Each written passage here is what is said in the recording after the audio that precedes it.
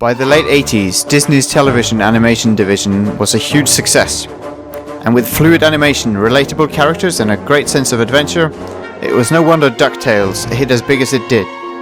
At the time, Capcom had a licensing deal with Disney to make games based on their properties, and hence, DuckTales was created for the NES, and then later the Game Boy. But let's take a look at the NES version and see if it holds up. DuckTales is a delightfully uncomplicated platformer. It has a series of levels connected by a hub, and it's easy to see similarities to, say, Mega Man in the way that the game is structured. The only thing that's different is probably that Scrooge doesn't gain new powers by defeating the bosses. Instead, he gains heaps of money. Yes, that's right. The world's richest duck isn't content being rich enough to swim in his own pile of dough. He has to rob various third world countries to make himself feel better. And he brings his nephews along to teach them how the world works. Sometimes the bear kills you and, well, sometimes you have to kill some indigenous tribesmen. That's how Scrooge rolls.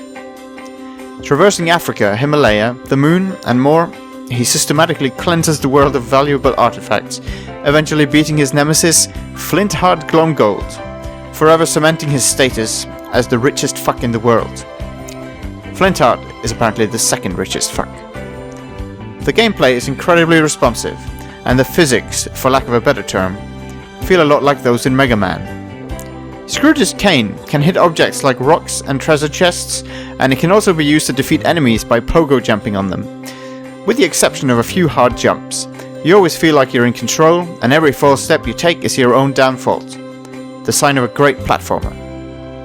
The character sprites are great for an 8-bit game. They have a lot of life to them, and they clearly resemble the characters from the show.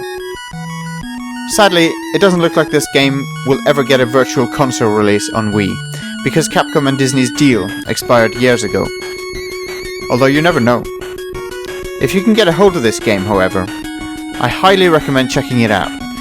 It's one of those few games based on a license that can completely hold its own against the biggest and most popular franchises of the 8-bit era. All around, a fantastic game, well worth revisiting. Thanks for watching, feel free to comment and/or subscribe.